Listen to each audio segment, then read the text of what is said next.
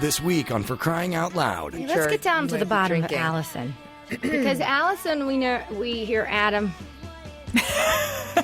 talk and talk. Don't worry, and Adam's talk. not going to listen to this. Don't worry. And I just talked about our fight in the first show.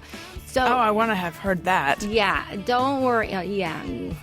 So don't worry. But I want to get down to the bottom, because we hear Allison on the show, but she's funny and she's adding to the show and the humor and stuff. She's bringing the news and stuff, but we never get to.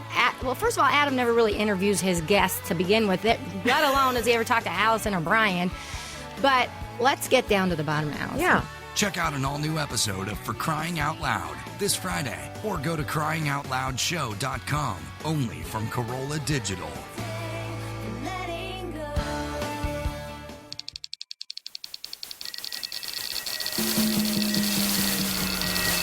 This is Corolla Digital.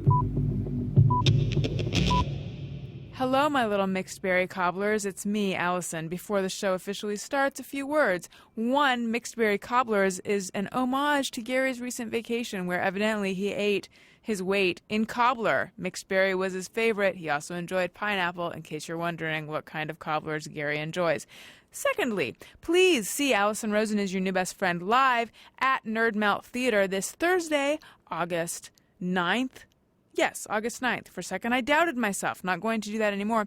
Guests are Pete Holmes, who's hilarious, and musical guest Michael Rosas, who is wonderful. Okay, come out to that, and you can get more information and tickets and whatnot, AlisonRosen.com. And I believe we have some iTunes comments of the week. Allison wants your iTunes comments. Allison wants them, yes she does. Please leave her some iTunes comments and don't forget to click 5 stars. All right, we have 2 iTunes comments of the week this week. The first one is from Bruckle Sprout, and it's titled, Podcast That I'd Take If I Was on a Deserted Island. I really enjoy the show, and when the podcast updates, I always bump it up to the top of my list. Allison is personable, honest, and in my opinion, seems very genuine. I really like how the show just flows like a conversation. It makes the hour and a half seem too short sometimes. On a side note, a while ago, Allison asked what was cuter, ducklings, puppies, or human babies.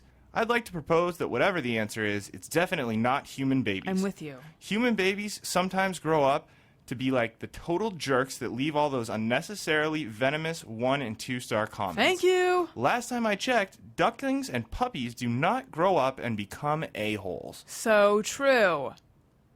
That's some sage words. All right, and our second and final iTunes comment is from Monique Rajuli. But just so you guys know, it's not like we only got 2 iTunes comments. It's just like we got so many that we're only choosing 2, ones that I found especially amusing. Okay.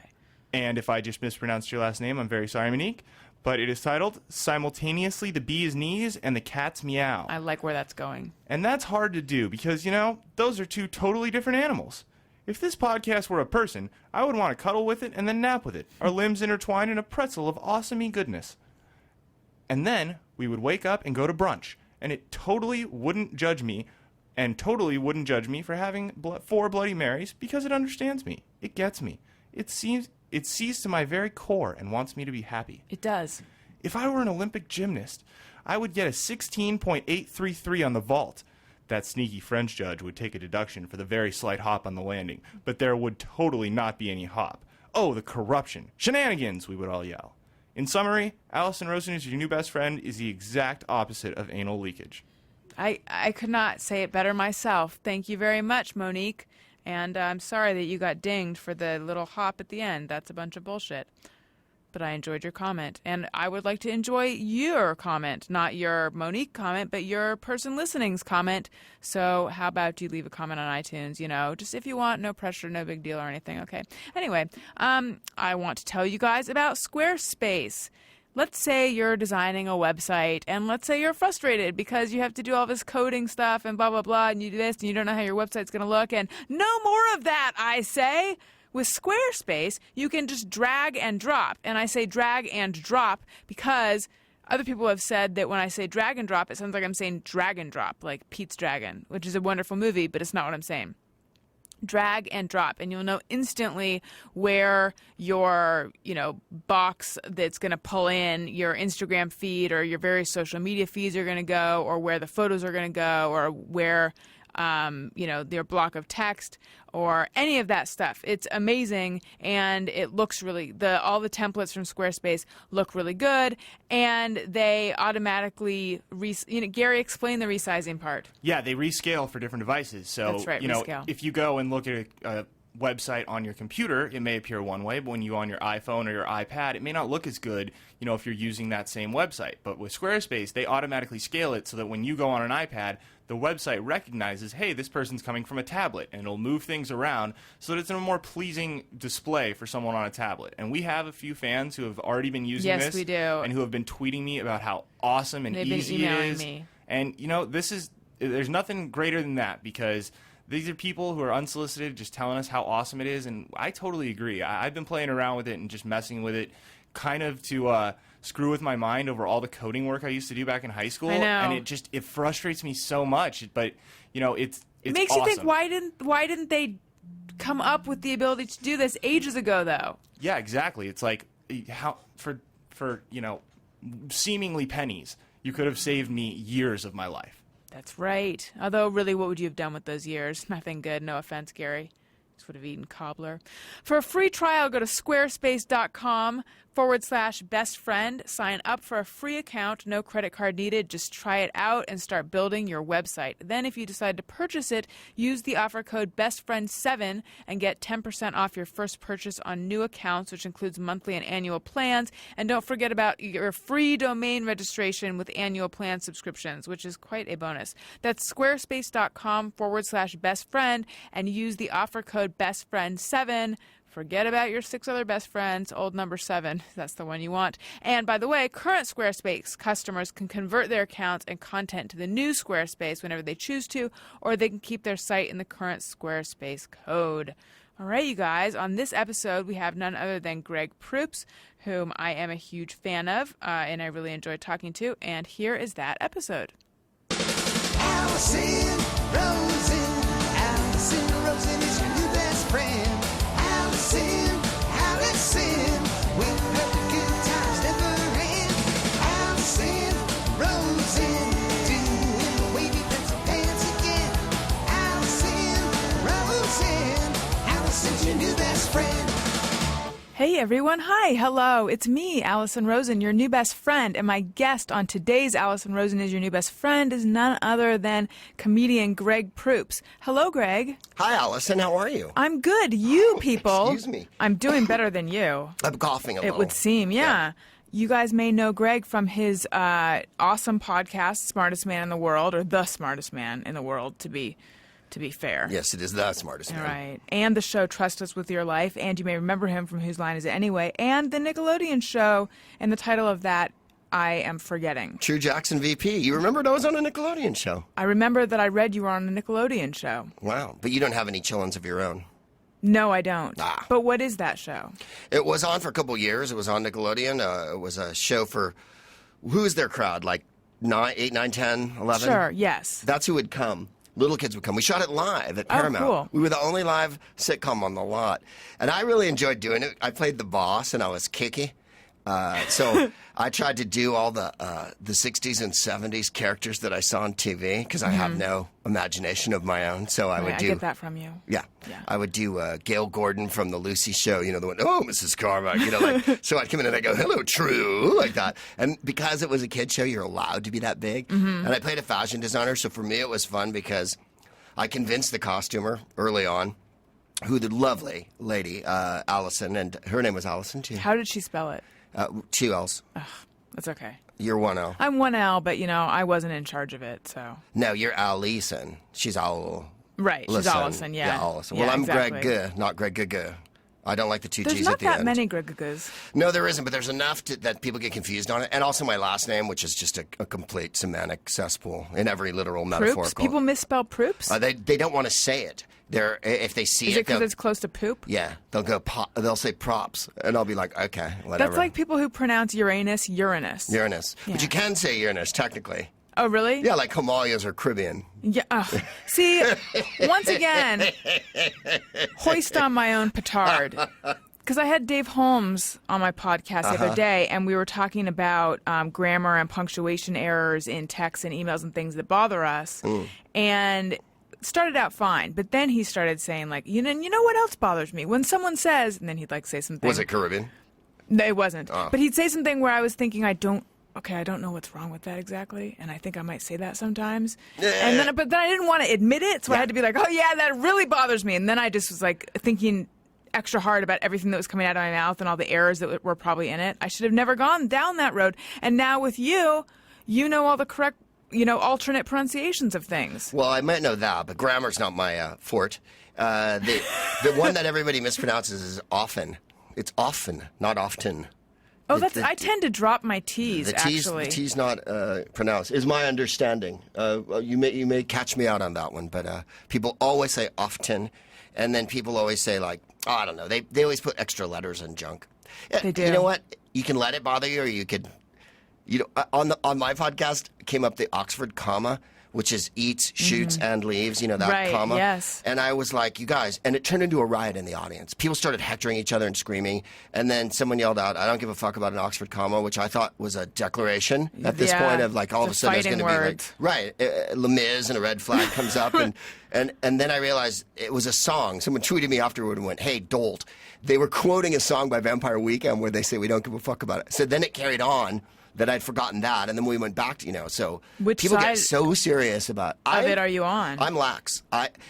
To me, the majesty of English, if there is any majesty in it at all, there's not is much. The fucking flexibility. Yeah. I can say, why you don't go here and meet me, and you know exactly what I mean. I didn't have to say, why don't you meet me at the place where you don't have to put the pronoun before the object. Right. You can put it anywhere you want, and we all know how it works.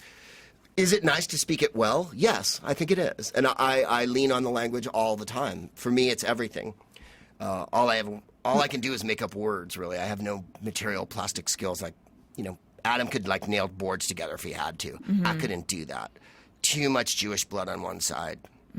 Yeah, I'm a fan of words as well. Yeah, I think they're fabulous. But I don't get... The thing that when people text you is they don't use any grammar at all. Right. And 2s and 4s and U's and smiley faces just make me laugh because I feel like I'm 9 again. Do you use emoticons? No. Every once in a while, ironically. There was so much derision in the way you said no, and I'm on your side of it as well. Although... Also, my wife a heart or something, Okay. Oh, so you do? Well, yeah, but I'm not going to send my buddies right. Hey, dude, you want to go to the Dodger game? Smiley face, LOL. Right. Actually, I am wondering, are you on Instagram? I'm not. I'm a very late comer, a late adopter to Instagram. But how do you use all the little emoticons on Instagram? Gary, do you know? Producer Gary? Welcome to the show. I have no idea. Hi, guys. I have no idea. Hi, Gary. I have an Instagram account but never use it, and I would never use an emoticon. Right, I have a LinkedIn account, and I have no idea what it is or how it works. All I know is everybody wants to join me on my LinkedIn. Yes, me too. Same. And I don't want to spend time doing anything with LinkedIn. But on Instagram, people will use the little emoticons to convey a whole sentence without any words, just pictures. I think you just use the emoticons on your iPhone.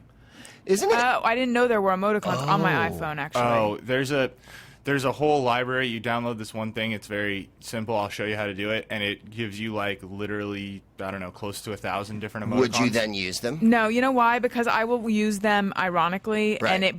That won't be conveyed. Yeah. And so I'll just seem like that person that I would prefer to make fun of. As opposed to the honest emoticon user. Exactly, as opposed to one. the earnest and honest emoticon user. There's only one thing I forbid, or I don't forbid, but I've mentioned that I don't like exclamation points. I think they're superfluous. Obviously, if something's really exciting, you don't have to put... And then 2 or 3 is just hilarious. Then we're into childhood writing. You might as well put the end at the end of your letter, Right, or that squiggle with the 2 lines through it. I do. What is that? What is that? I'm going to draw it. This is going to really come alive for the people listening. It's that. Yeah. What is that, though?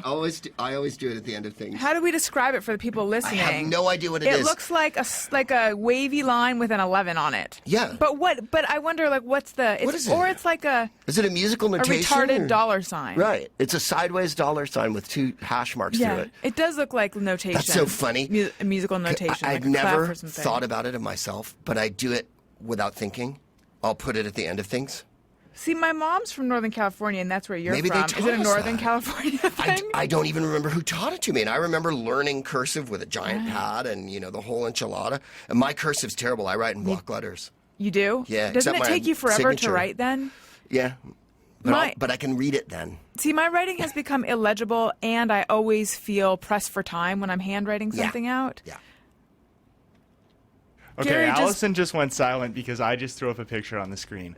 This is one of the emoticons that comes in the iPhone package of emoticons. There's about 1 million of them, it feels Is that like. supposed to be the chocolate ice cream, Mr. Whippy Good Times? Or I is guess it supposed so. to be a small... It looks like a steaming pile with eyes. That's what I was going to That's say. what we all use it as. That's what me and my friends use it as. That's the only emoticon I'll really ever use. Except Yeesh.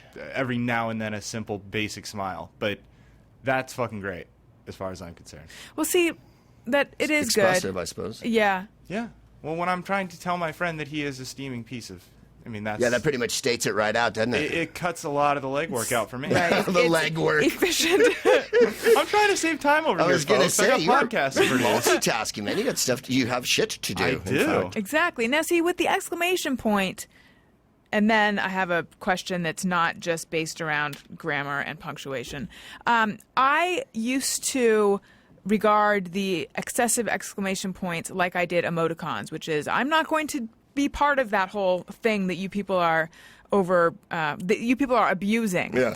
But because I had made the declaration that I don't use emoticons, I felt like I had to somehow make my emails friendlier and perkier. And that led to, like, if I just say hi, that just sounds like this.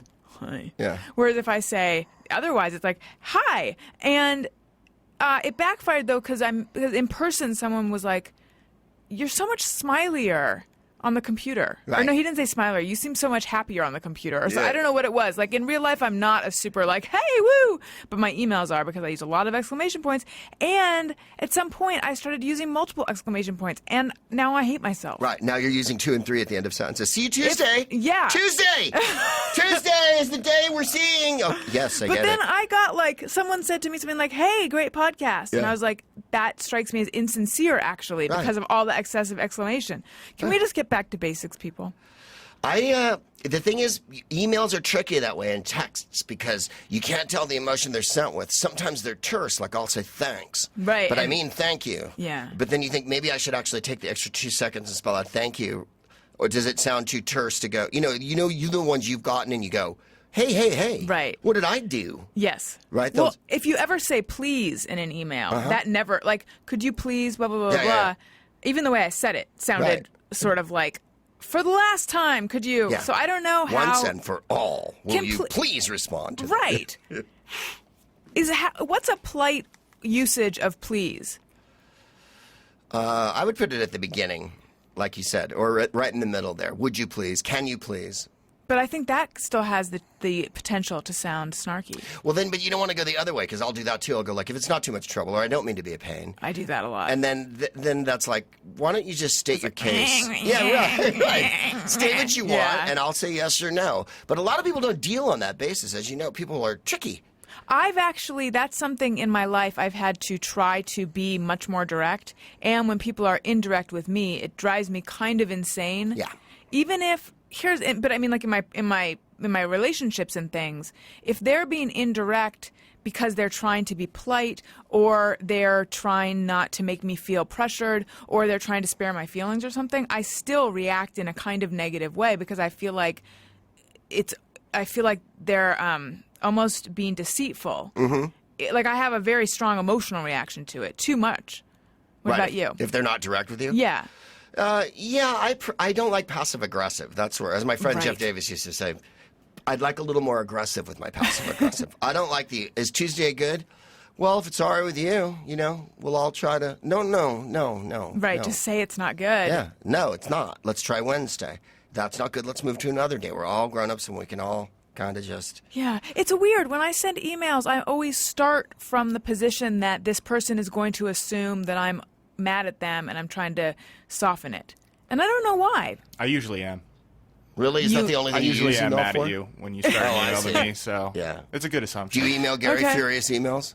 No, but I emailed She Gary says please. copious She emails. says please a lot, and I'm now wondering if she's just being completely insincere. to me. Disingenuous. Yeah. Please. She's like, can you please finally get around to those J-Nos? Hey, loser?" lazy ass. I wonder, could you please do your job Hey, around you here? When I stoic s- tall bastard. Yeah. Come I've down been off your accusing mountain. him of being stoic lately because he's kind of stoic Yeah. and doesn't let us know a lot of what goes on in the Gary personal life. The GPL. Well, we can't have that in California. You have to share and care, brother. We care about your feelings, man. I appreciate that, Brogan. Thank you. I'm trying to keep it paused, but gotta have a little something for yourself. Hey, keep something in reserve. You gotta leave a little mystery. I the feel like Stoics put were it all part of out school. there and then just make more when you need to. It's Yeah. not a zero-sum game. Yeah, you work on not reading those comments. I'll work on that. I have been not okay. I know, so Anyway, I'm gonna Oh, try you to read work on it. comments and they make you furious? well, I haven't been doing it as much lately. Don't read them. I do it too. It's terrible. You do? Yeah, but you compulsively go, well, I'll just look, and then someone says something bloody horrible, and you're like, Right. that's the day, and you're like, that was so random. If I hadn't seen it, I wouldn't know. Yes, it only exists in my computer. Thank you. Right. Well, so I've stopped actually. Yeah, no, you can't. For the most part. But here's the thing. It hasn't made my life on the whole happier or better. It's just made me less annoyed at bad comments. Yeah. No, you have to ignore all bad comments and reviews and all that jazz. I mean, it's impossible not to read them sometimes. I got a bad review when I was in London last year. I was doing a stand-up gig, and they sent a guy from the Times who I believe was the dance critic. And he hated my show because I'm a little bit lefty, right? And he just couldn't believe it. And actually The impugned dance me. critic couldn't believe it? Yeah, he was a right old fascist, and he didn't he couldn't believe that I supported poor people, that rich people weren't high on my list of people to honor in comedy, and he accused me of because I did a voice in Star Wars, right? Well, for someone who did a voice in Star Wars, how can he lay down the law about people being involved in corporate things? It was like I did that 20 years ago. Yeah. Doesn't matter. Yeah, right. And then he goes, he did a hilariously misanthropic bit about Ireland. I have a routine about Ireland, how they're lazy and this and that. And I said to my wife, she showed me the review. She wasn't afraid. The one of the promoters was like, "Don't show it to him. Oh, darling, don't show it to him. He'll panic." And I'm like, I'm old. I've read that I suck Yeah. balls before. I've read every variation, and I read it, and then I thought he liked the Irish bit. I go, no, I can't do that. Right. He just queered this for me. The one thing he liked, I know is racist now. I thought it was mildly funny Yeah. and gently racist. He thought it was hilariously misanthropic, which means he was like, finally, we're getting to somewhere. Right. Now you're talking about those lazy bastards who I've never trusted, you know what I was Yeah, there are certain people who will only react to the aggression, to use a word from Yeah. just a moment before. So did you actually take it out, or you just then were suspicious of that bit? No, I haven't taken it out. When I went to Ireland, I did an epic, mixed version of it because we were in Ireland, and what better place to do it than to them? And of course, they liked it. But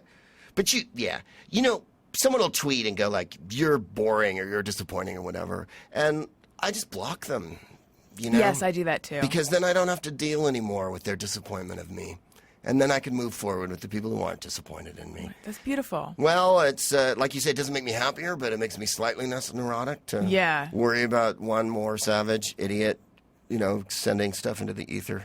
I'm trying to figure out the line, like at what point to block them. Because there's certain people where I'm like, I can tell that, like, if they were a dog, you could, and you were Caesar Milan, you could just look at them and be Yeah, like, right. that's a poorly socialized dog. Yeah. And the average person would look at them and be like, I don't see why they're not doing anything aggressive. But you just know from their haunches, Yeah. whatever haunches are on a dog.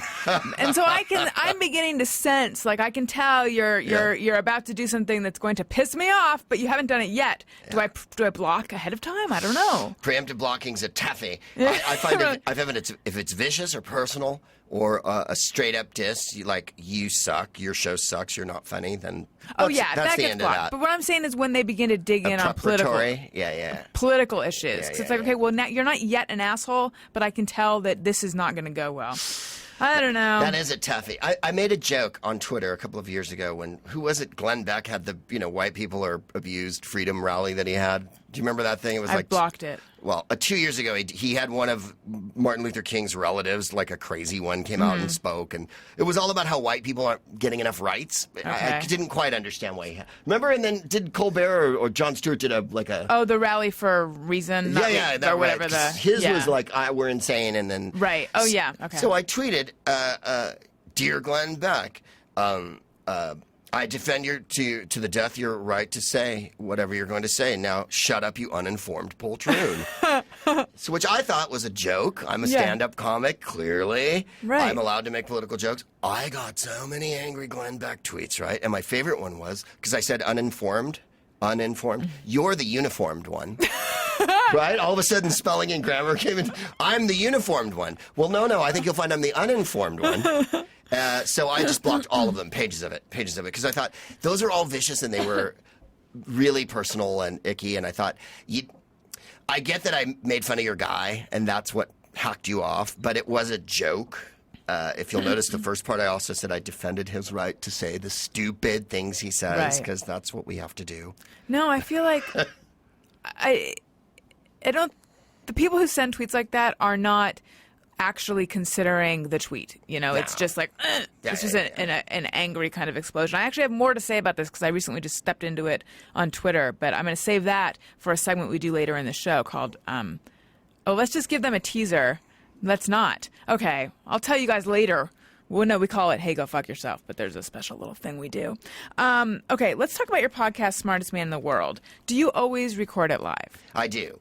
I have recorded one, I think, in the studio, but all of them are live, yeah. It's amazing because you just get up there in front of a live audience and then you riff for over an hour, closer to 2 hours. Last week was 2, which was shocking. You were shocked at your own verbosity and, viscosity. At one point, I was like, my wife was listening to it in the other room the other day, and I was like, you're driving me fucking crazy. And she went, it's your show. I go, how long is this fucking thing? She started calling me, Fassbinder made a movie in the 80s called Berlin Alexanderplatz that was like 10 hours long. She started calling it like Proops Alexanderplatz. Like, I have to take breaks, dinner. Yeah, I get up and riff it. I'm doing one. I don't know when this podcast goes out, but I'm doing one on the 25th, which is Wednesday. I don't know if you'll go out by then. No, this will not be out by then. Okay. How did it go? It went good. Good. You're doing with Point Break, right? Yeah, I'm showing a movie, which I did last month. I showed Buckaroo Banzai. And Buckaroo Banzai, unbeknownst to me, and this is what an idiot I am, the preparation, right, as you know, is everything. Oh, yes. I had Boy no Scouts idea say that. how, so I'll be prepared. How long the movie was. It's 2 hours and 38 minutes or something like that. And it's like longer than your podcast. Way longer. And everybody stayed till the bitter end. And then they answered. We did questions at the end. But I'm doing Point Break, which is a funner one. Or have done Point Break, which was a funner one. Yeah. So how does it go?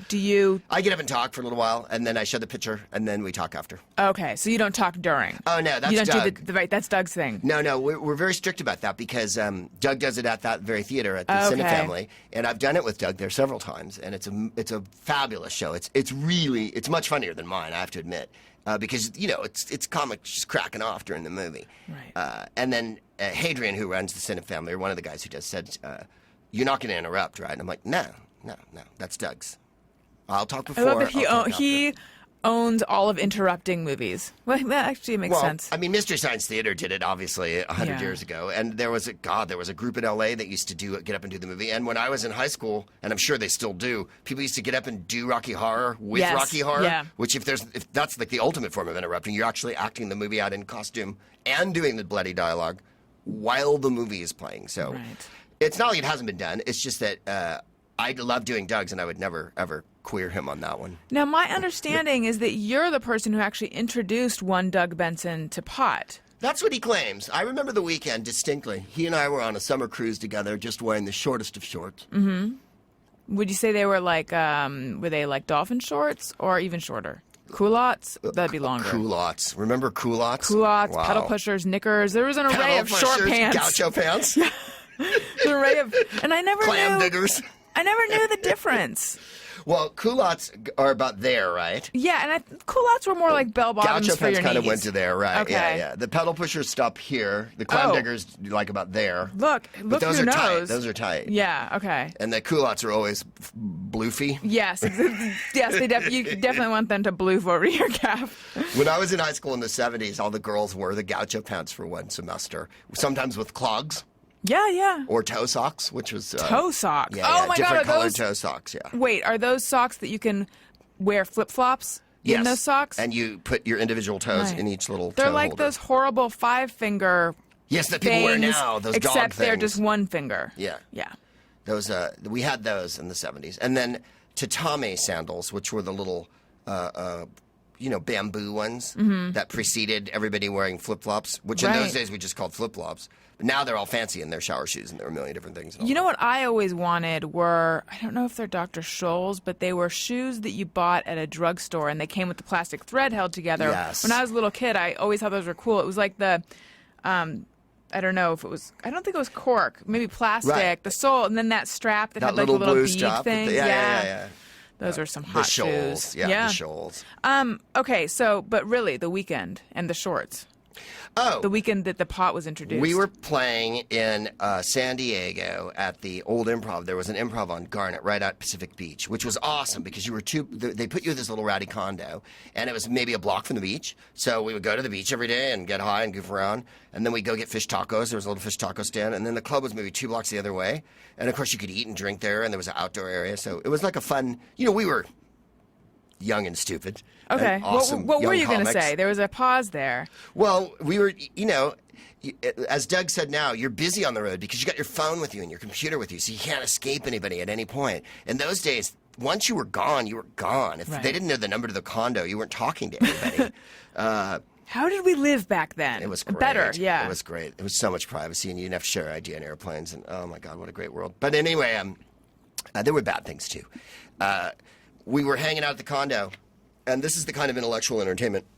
We were watching MTV's Beach Party. You remember that fine fucking show? Yes. Now, was that Eric Nies? Yeah, I believe he was the host then. This was There's a lot of different ones, There was right? a million different ones. Late 80s. They'd have comics come out, which was always hilarious. Yeah. And they would just die on their ass. It'd be a bunch of drunk frat people with bikini tops on and going, woo! And then a guy would come out and go, bathrooms are crazy. And people would be like, boo! And then Lenny Kravitz would come out in a diaper and sing a song. It was a fabulous show. And we would get high, and I don't think he'd gotten high. So I said, hey, well, I'm holding, So we got high all day, every day for the whole. And I remember him laying on the couch, kicking his feet in the shorts at one point, laughing hysterically over something like, let's go get a burrito. And he was like, yeah, man. And he lost his shit. And then we met these guys from Boston out on the beach, and we did the show every night. I'll be damned if I can remember who the fucking headliner was. I wasn't headlining. This was, the 40s. This was right after the war. He had just started. I mean, I knew Brian Posehn when he was an open micer. I knew Greg Barrett when he was an open micer. Dana Gould was an open micer. He was already a headliner when I met him, but he came to San Francisco in the 80s, too. So I've known a lot of these guys a lot. Adam I've known a long time. Jake Johansson and lots of comedians. Kevin Pollak, But I've known guys. You're well connected. Yeah. Well, I'm just from San Francisco, so that's why I know them all. Right. Margaret Cho was a little open micer when I first met her. Used to do, what was her joke?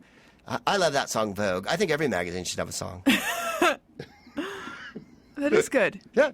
So, okay. I used to get high with Margaret, too, and on gigs and stuff. How often do you get high? Oh, now and again. When the sun's up, when the sun's down, Gotcha. when the wind is blowing, When you're happy, when you're sad. when the stars are aligned. Yeah, when the stars are diffuse. When's the last time you weren't stoned? Well, this morning. That's good. It didn't take Pretty you long. rugged couple hours that was, I'll tell you. I'm sorry. All I saw was just purple landscape flowing underneath me, rocky, barren, with no place for me to find a cozy retreat. Right. And then later it was better. Okay. Yeah. Now, see, here's the thing that baffles me, because I'm someone who, if I smoke pot, I can't do anything. Right. How can someone who is very lightning fast and hilarious still be that way when they're stoned? That's a very good question. One I should have considered before you asked. I had never actually considered it. Well, there's many comics and artists, I think, through time. Carl Sagan was a well-known pothead. Louis Armstrong was stoned all the time, and Louis Armstrong made like 5 million albums and did a billion shows. But maybe he could have made 10 billion albums and done a bazillion shows. I don't know how much more he could have done. I know. There's some people that are druggy and, like Frank Sinatra, he wasn't very stony, but he was manic depressive. And I think in his manic phases is when he made like the 5 million recordings he made. Like Frank Sinatra made an insane amount of recordings, whereas Elvis kind of tailed off, right? He was too druggy. You know, like he took barbiturates. Right. And I think Frank was more coke and booze. I think there are certain people who are just good at it and certain ones who aren't. Right. It depends how it affects you. That was my obviously. question I was going to ask you by way of answering my question, which is your question, which was how little can you do when you're high? Can you watch a movie? Can you cook a meal? Or are you simply reduced to sitting and staring? I mean, it's been a while since I smoked pot because I just don't enjoy it anymore. Right. But I could never retain what I read. Like, I always marveled at the people who could go to class stoned or who could write a paper stoned, because I would sit there and read something and then be like, what? And then read it again. Right. And then, I would get and I was probably always too stoned. The things I'm describing are indications that you've smoked too much. I'm not familiar with that concept, but go on. Okay. I'm the same way. I'll read a page 15 times, but I do love reading history when I'm high. I'll read Roman history books and medieval history and for ages and ages. I mean, when I'm for high. you, do you find that it allows you to make better connections in your head, or like how does it actually affect you? Well, that's a good question. My wife would say no, that it doesn't improve me at all, and that I act slower and lower on the uptake, and my reflexes are sucky. I would, of course, argue that I'm getting in touch with the muse. And that, as Armstrong said, it helps with the blues. It's better than 50 whiskeys, he said. I just think it opens up a kind of another area of thought and discourse that I like. And sometimes when I can control it, like you say, when you're not too bloody high, I can do a podcast and connect an amazing amount of things if I just go in a forward motion and try with every fiber of my will to keep the short-term memory intact and remember what I've, improv is always walking backwards, so you have to remember what you passed. And that's, I think, when I'm at my best, I can connect something that I said 15 minutes ago, and that's the thing that astounds comedy fans. They love it. It's a connection that everybody wants. When a guy does a callback at the end of the set, you know how it is. Mm-hmm. And when you do it when you're scatting, it's even funnier. And at my best, that would be what I would promote for it. Is it for everyone? No. Some people oughtn't get high at all because they're miserable, or they're too high, or they just gibber, or they cry and they laugh at the same time their personality dissolves. I have buddies who get high. I was with a buddy in Amsterdam. And I'm leaving his name out. It's my new thing by not libeling everyone. I also said Frank Sinatra did coke and booze. I don't know that for a fact. I'd like to just amend that. Well, it might have been a different Frank Sinatra. Yeah, it was a guy, you don't know him. He lived in my neighborhood. Franklin. Yeah, Franklin. I don't think Frank Sinatra needed pot because he was manic, as I say. But and we were in Amsterdam and we were going to a gig. And we had a layover, so I led an expedition into town. Well, we met some other comics who were famous weed smokers, and we went to a hash bar, and I was elected to go to the hash bar and buy because everyone was too nervous, even though it's legal there. So I bought the Cannabis Cup winner, whatever that was, silver crystal bloomage, rabbit tasting raspberry, thing. And then this hash that you could roll into a tube, right? It was so pliant and so moist. As opposed to the Lebanese blonde, which you cut off and is crunchy, and it comes out in little floury flakes. The Moroccan kind was soft, so you could lay it in a giant spliff and then roll it around it. So in the center of this insanely high weed was a stripe of hash. So after 3 or 4 hits, my friend starts going, "Damn, baby, you come in the house with these clothes on and sit on my purple velour couch." He goes into a blaxploitation character and does not come out of it for about 2 hours. What a Like weird side effect. Yeah, his brain. At one point, I saw him pick up the joint again, and I went, "Ah!" and I batted his hand because at that point he was like, "Well, I thought the lighting was paltry. I thought I looked ghoulish. To begin with, you have to understand, you can't just come in and light me." Like, he would not fucking stop doing it. We get to the security. Now we're at the Shoalpool Airport. We've taken a cab back. I've told this story in another podcast, but the cab driver went, "Were you smoking dope?" And I went, "Yeah, we're American." And he stuck his head out the window. He opened his driver's side window and stuck his head out, and I made him give me all the change back, right? No tip. And I always tip, but You douchebag. You really did that to us because we smell like weed. Like, Yeah. it was 1 PM in Amsterdam. We just came out of a dope bar and hailed you, you know. And the cabs in Amsterdam are awesome. They're all Mercedes. Beautiful white Mercedes. I didn't know that. They're fabulous. So that, you know, like they have great seats. And, you know. Right. I bet they don't have those annoying little taxi TVs in the back. Oh, God. Don't. No, see, I mentioned always this turn before. those off. That's the first thing I do is turn them off. And yet, when you were a kid, wasn't the idea of being able to have a TV that you could watch in a car, like, that would be the best thing ever? Yeah, and now they have it in And it's the vans worst and thing stuff. ever. It's awful. So distracting. In London, they have them in all the new cabs, and sometimes they won't go off. Like, you push it off, and then boop, it comes back on I again, and know. you're like, ah! It's like as soon as you leave, as you lift your finger off the off thing, it thinks you hit on. Yeah, yeah. How dare Tricky they? little things. I hate them. The ones in New York really drive you crazy. They really do. Yeah, although a couple years ago in New York, they had awesomely put in recordings in all the taxis when your receipt came out. Like, you know, it goes, and it would go, "Hi, I'm Whoopi Goldberg. I want you to enjoy New York while you..." Like, it was a testimony from all these different celebrities. Wait, was that after the... This is Elmo reminding you to buckle up. Remember Yeah. they had all of those? Yes. Oh, my God. Never have Elmo speak to me. I'm too old for Elmo to chat. I don't want directives from Elmo. Please, Elmo, don't. Get off my dick, Elmo. Go back to... Does he live in a garbage can? No, Oscar does. Oh, he's the one who wants to be tickled, is it? Yeah. You know, I once read that the different Sesame characters are supposed to have ages that their personality correspond to. So, like, Bert and Ernie are 5 or 6, and I Right. think Elmo is like 3. I was gonna He's say a little he's a younger. toddler, right? Yeah, he's younger. Because he's like, you know, all that nonsense. Exactly. So, your podcast, how do you just riff for 2 hours? Do you already know what direction you want to go, or how do you do this? Sometimes. My wife gives me lots of topics to talk about. She sends me news stories all the time. And I look at them and I go through them. And then Do maybe... all wives do that? And if I become someone's wife, will I do that? Because I feel like a hope lot so. of people send me emails that are forwarded, and it was their wives that sent it to them. Yeah.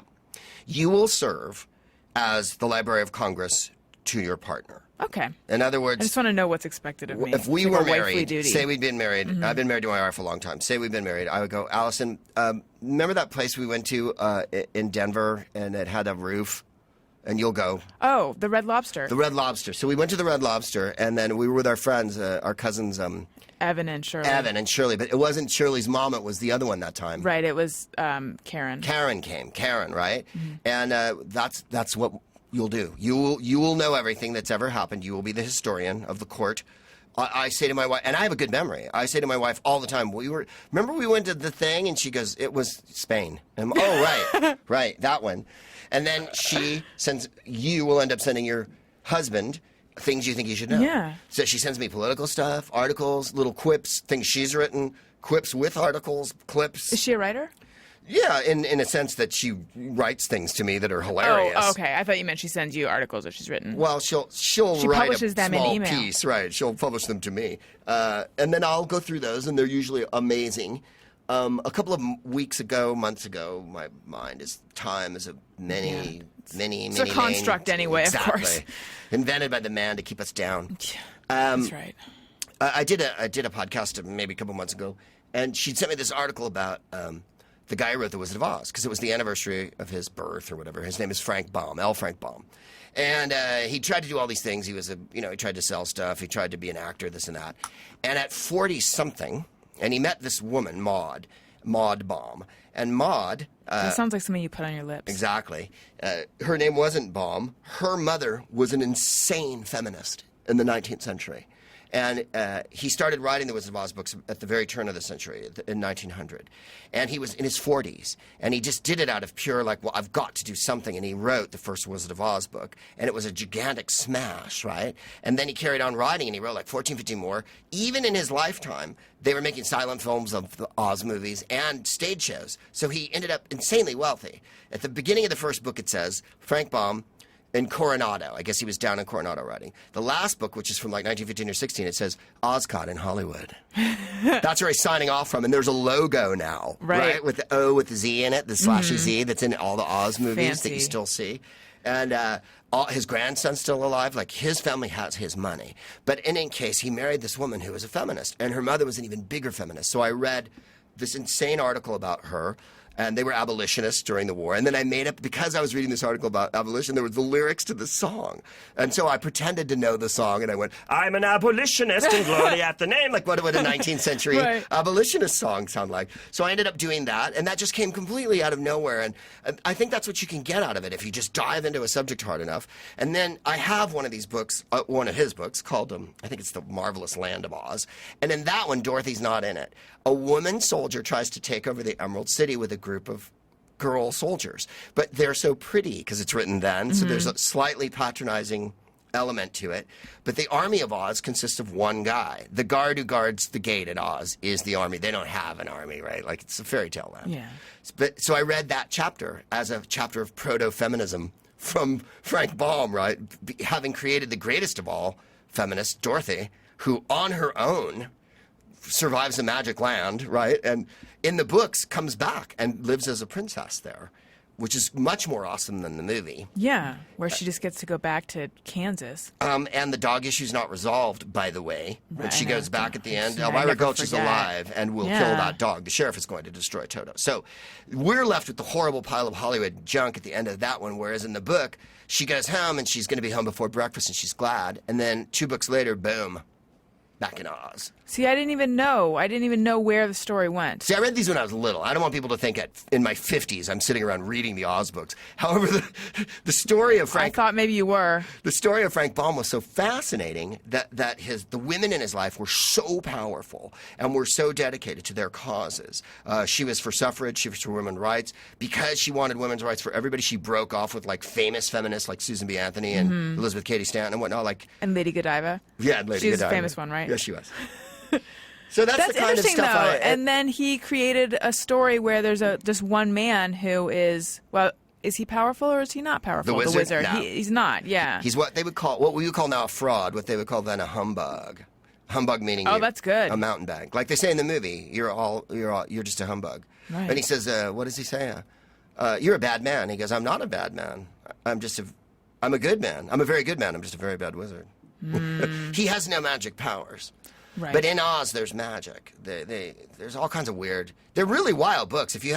They're great for kids. I mean, they're just violent enough, and they're just strange enough, and horses talk, and lions talk, and you know. I remember someone who was this guy that I know who I think is sort of like the smartest man in the world in my group of friends in Orange County, but is someone who he's read every single book, but he didn't go to college, and Yeah. he works at some job where I don't even know what he does, but it's something very like there's no future in it, and he's not ambitious at all. He's a musician, but there's no subject you could mention to him that he doesn't know everything about. The people like that fascinate me. And he was telling me one time what everything represents in The Wizard of Oz. Of course, I don't remember though. Oh, right. Well, but do you have yeah. a sense of what everything, what is the story that he's really telling? I don't, actually. I've never bothered to read into all We're the going to have to symbolism get my of dumb it. smart friend in We here. are, because it's a fascinating. Salman Rushdie wrote a whole book about this very topic, which he may have read. And also, there's that whole Pink Floyd, start the record, blah, blah, blah. I wasn't that blown away by that. No, it's kind of boring. Yeah. Talk about something that stoners like that proves to be disappointing in its Exactly. execution. Like a pop brownie isn't disappointing. A pop brownie is more powerful than you could possibly imagine. You know what I mean? Like those Yeah. don't disappoint. If anything, caution. But Caution. stoners disappoint. Stoners disappoint because they'll go, you should put the record on, man, and listen to it, and it ends at the same time. And you're like, I liked watching the movie better Yeah. and having a glass of wine. Exactly. Then I laughed a little, I cried, and there were songs I knew, and I could sing, and there's... But the thing about Frank Baum's books is, to end that horrible thing, is that his hero is a girl. And she's a smart girl and a resourceful girl. And then the Princess of Oz is her best friend, and she's also quite a resourceful girl. And they're drawn in that awesome World War I style where they have little cloche hats and, that sometimes in silhouette, like little Yes. silhouettes of them. Right. You And know, you and look stuff at it like and you that. think, not a lot of warmth. No, it wasn't the warmth. I mean, that's how that illustration style strikes me. No, it's a bit formal. Yes. But then girls had to wear bathing costumes then. Life was a bit formal back then, I think. Some parts And of that also I'd it was bring black back. and white. Yeah, way more black and white. And women couldn't vote. So it was a Right. different kind of world entirely. But to answer your question about that, so I'll go in with that kind of material. I'll start to tell a story. If I find myself getting distracted by a tangent, I'll follow that tangent. And then hopefully it leads back to something funny that I can remember from before that I started on. So I end up telling stories about taking drugs in school or going to a concert or some, Like when musicians die, Ronnie Montrose died, who wasn't a very famous musician, but he had a band in the 70s called Montrose that Sammy Hagar was the singer of, and now Sammy Hagar's famous. And I saw him in high school, so I told the story of going to see him because I left before he came on, which made it a better story, right? That is better, Than yes. going, I went to see Ronnie Montrose, it was really cool. It's like, no, we went to see AC/DC, who were the middle act. AC/DC in 1978, and they had a sneaky cordless, which nobody had cordless stuff then. In 1978, that kind of technology was like, you gotta be fucking kidding me. It'd be like, if you saw a camera the size of cameras are now then, Right. you'd have lost your shit. Yeah. Because cameras were this big, and a guy had to carry them on his back, and calculators were this I big. remember the Yeah. first time, I very clearly remember the first time I ever saw a small calculator, and I was like, oh my God. I was Yeah. very young, and I don't know who this guy was and why he was at our house, but he had a briefcase, and he pulled out a little calculator, and I was Right. like, wow. Man, what have we come to? I Look at know. this. This is crazy. The future is now, and I'm 6 or something. Yeah. Yeah. So, and AC/DC was rocking beyond all belief. And Bon Scott was the singer before he croaked, and he wore jeans and no shirt, and he carried Angus around on his shoulders through the crowd. And that was their big close. Or like, he disappeared from the stage, and we're all like, where's Angus? And then he came through he appeared in the crowd. You could see Angus just headbanging, and Bon ran him through the whole fucking crowd, and we were like, this is the most awesome show ever. They close. Then, in a few moments, you get Ronnie Montrose and Gamma, and we were like, well, that's about us. I did see him play once with Sammy Hagar somewhere, and that was at another rock show and so on. But Now that I'm old, though, even because I used to go see live music all the time. I used to play in a band, actually. what band? Oh, you would not have heard of us. We were called the Angoras. Oh, I love the name. Thank you. Possibly. We did play around, but I don't think you would have heard of us. But anyway, what I was going to say is that at my old age now, even knowing that something awesome was about to happen, I would be okay with ducking out early. Yeah. You just get to a point Yeah. where, I don't know. I want to sit. Yep.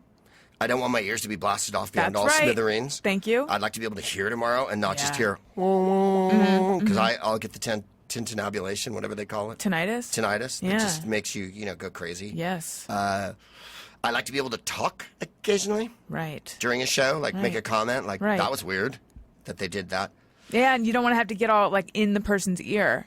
and scream, and then have it be screamed into my ear, and I'm What? deaf anyway. Yeah. We went and saw Licky Lee late last year, I think it was, who's this crazy Norwegian or Swedish? Licky Lee? I don't know. Likkela or Li, and she's this little Fiona Apple-sized girl from Scandinavia, and she sings in English, and it was good. Swedish. We went to the Greek, which is I hate the Hollywood Bowl. I mean, if you're listening and you work for the Hollywood Bowl, I of course would adore tickets. Oh, and if you're listening, I would like more tickets. I just went for the very first time the other day. Oh, you haven't been before? I hadn't been, and I live in Hollywood. I live really close to the bowl. Really? Yeah, but you know what? Who'd you go see? I saw Joshua Bell. How was that? It was really cool. You know what? It was cool. It took me a couple, and by that I mean longer than a couple minutes to adjust to. This is a classical concert, and it's everything that we almost wish that those rock concerts were. It's extremely quiet. Yeah. And I feel like the rustling of me trying to get comfortable in my little seat is. No one did that, but I felt like they were going to. Yeah. I looked at my phone; it was on silent, but I was like, "Am I even allowed to do this?" I Right. think I am, but I feel like the old lady whose perfume I can smell next to me is going to give me a dirty look. So it took me a little while to get into the zone of being able to appreciate it. But it was cool, and now I'd like more tickets. Where were you? I was in the terrace section. Oh, those are okay. Yeah. Why have you been up in the?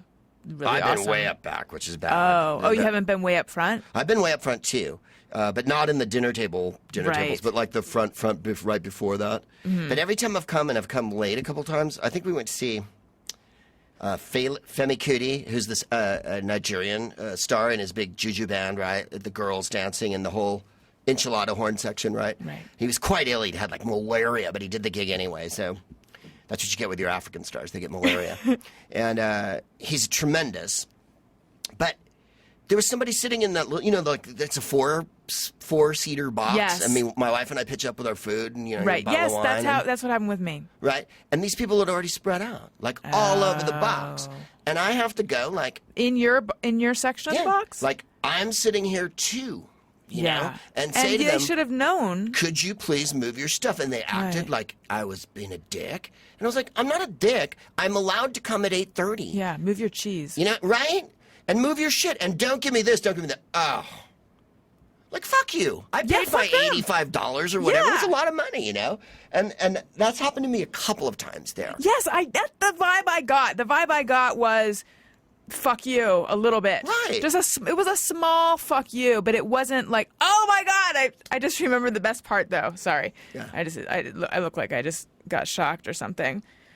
Let me see if okay. There was quite a physical spasm Yeah, there. because I remembered that as much as I didn't like the silent bitchy people in front of us, I also really didn't like the cultured people who had been to foreign countries and had to tell everyone about it. Oh, God. And some of them had accents, and they all sounded like they studied art. And actually, that makes me sound like a Philistine, but I enjoy educated people who are cultured. I sometimes think of myself as one of them, but these people bug the fuck out of me. Were they talking through the show? No, it was during the break, but they were just like they ran into their friends, and they've made a lot of friends at the Hollywood Bowl, and it's really become something special for them because they see the same people. Like they were talking about this, but it was they introduced their best friends who all of a sudden wandered up, and it was like Justice, Jill, Ambrose, and Monty. Oh, my God. Yeah, and I wanted Monty? Monty. Justice, Yes, Jill. my proper name's Montgomery, but they call me Monty. Those were their friends, Yeah, Justice, Jill, Ambrose, and Monty. And I wanted to tweet it, but I was afraid that I would get a tweet back right away, which is like, I'm right next to you, you know. But anyway, Justice and Ambrose. I know, and Monty. Aloysius, come here. Sebastian's just come down with some artichoke hearts. This remoulade is to die for. Yeah. Absolutely to die for. How's my cravat look? Oh, fabulous. Not since we were at the Comtesse's house have I seen you looking so And brilliant. have you seen my pince nez? I'm probably mispronouncing that. How do you pronounce that? Correct? Is that correct? Pince-nez, yeah. It looks like you should have a more pinched pronunciation, actually. You I know, because it's pinching A. Yeah. No, it's pince-nez. Okay. Well, Pince-nez phew. are quite good. So anyway, you saw someone at the Greek. I saw Licky Lay. That's right. The Greek's so relaxed. I mean, they let you. Is it the better bowl? I think it's the secret funner bowl. There's bars outside in the outside area, so you don't have to be crammed into the arena. And then you can go and smoke weed and smoke cigarettes, sort of out on the lawn, and nobody gets on It's your important ass. for a druggie like you. Right, but any human, people were just standing talking.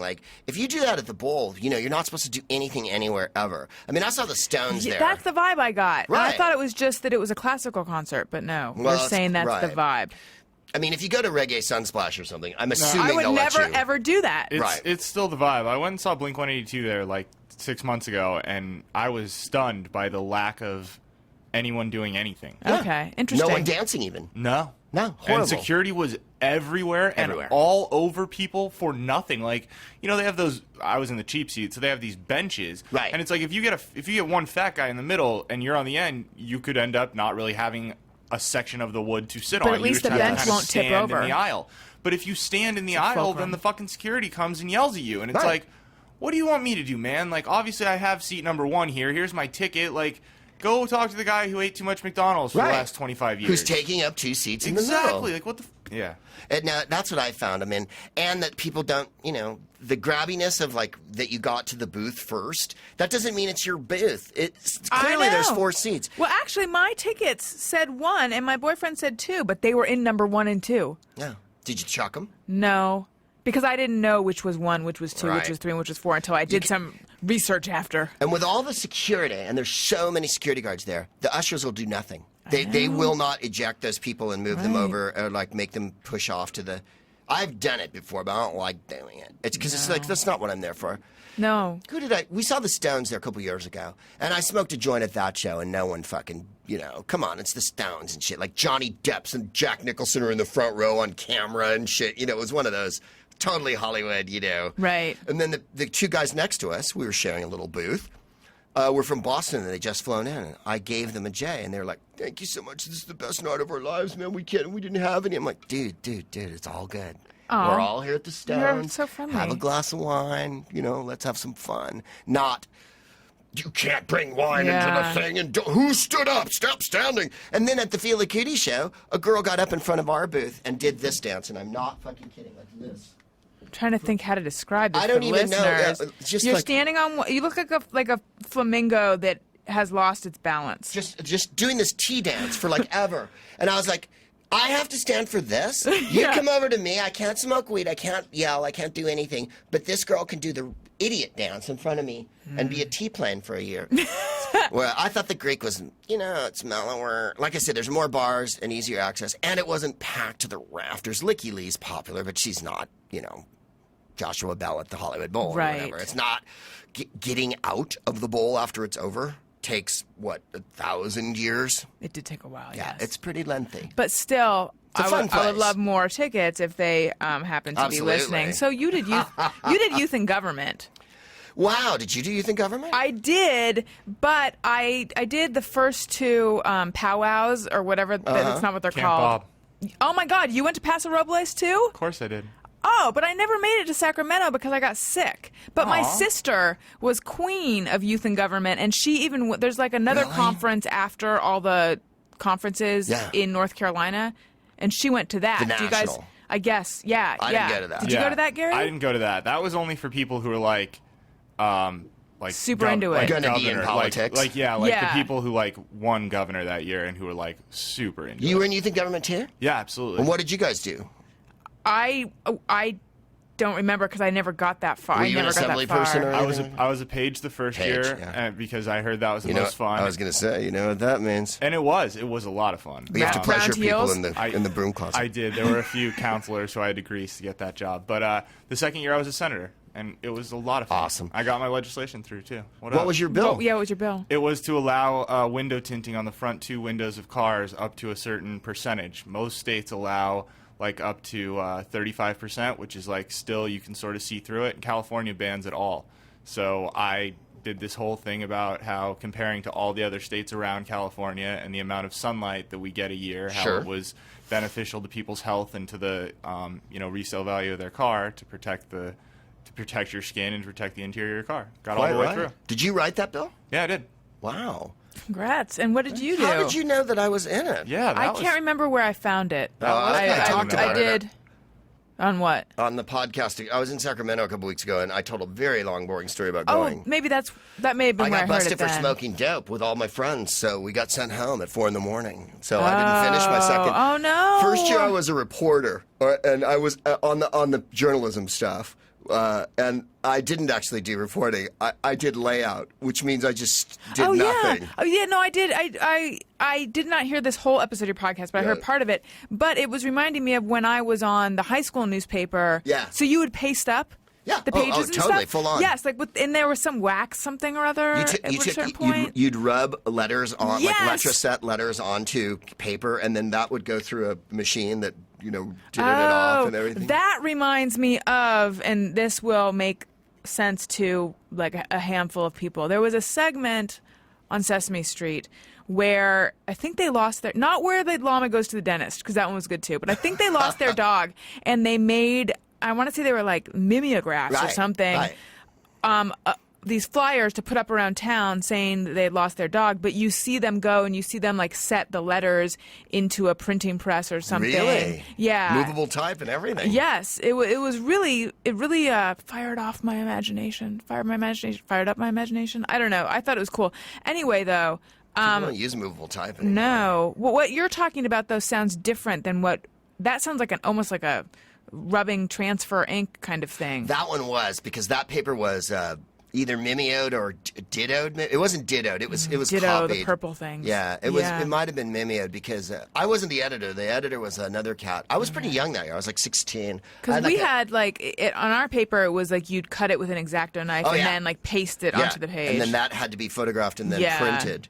I was on my high school paper too. I was the movie critic for my high school paper in the 70s for the Don Carlos. Because I went to San Carlos High. Right. I was also the editor of the Cub edition, and I had no idea what to do, so I didn't do anything really. And somehow it came together without me doing anything. That's good. And you were on the yearbook as well, yes? I was on the yearbook, yeah. That was fun because, like I said on the show, the one thing about being in journalism or yearbook was there was always lots of girls. It was, and that wasn't why I did it, but it made it funner. It wasn't a big dude thing. So you were a randy young student? Oh, yeah. But I had a girlfriend in high school and stuff. But that doesn't mean that you're not going to look. Oh, I was randy, yeah. Oh, no, there was good-looking chicks at our school. And, well, I went to a little white high school, and, well, we had 1,600 students. That's pretty big, right? Yeah. Then we had black people bust in from East Palo Alto. And then we had riots at our school. It was pretty exciting. Yeah, how did you feel about all of that? And why were there riots? Well, there were riots because people couldn't deal with, at that age, all of a sudden integration. And then there were outside agitators, too, who came to kind of foment Who racism. were saying that, so they wanted it to be separate. They didn't want the black people being driven in a bus from East Palo Alto 15 miles away up to our school. But it was a mandate in those days. Yeah. So the day after the riots, things were a little shaky around the campus. There was police and whatnot. How? Oh, And go I ahead. met a black guy in the locker room, and we started chatting, and I didn't know him.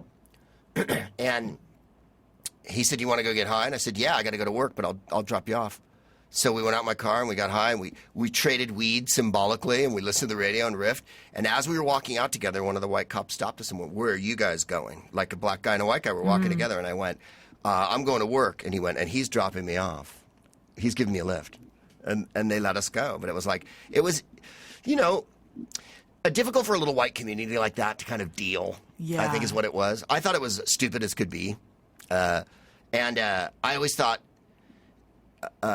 it made it more exciting to have all of a sudden several hundred black people who were from a completely different milieu, who didn't give a shit about, the kind of white people stuff that we thought was important. Like, in those days, you called people rah-rahs and... rah-rahs and hippies. No, rah-rahs and, hippies. Burnouts. Right. My mom went to Berkeley, and at the time that she went, she said that that's exact language she uses. Either you are a rah-rah or a hippie. Yeah. Not in a good way. That was how the school was divided. I was also a drama fag because I was in the theater department, too. Although I didn't really get to do anything for the first couple of years, because I was too little and squeaky. Yeah. Then later, and then we did the talent shows and all that jazz. But I didn't, high school's whatever. You have to go. But yeah, I was going to say, I don't look back on high school like, God, those were the days. I think I'm really suspicious. I'm suspicious of people who do feel that way, actually. I am too.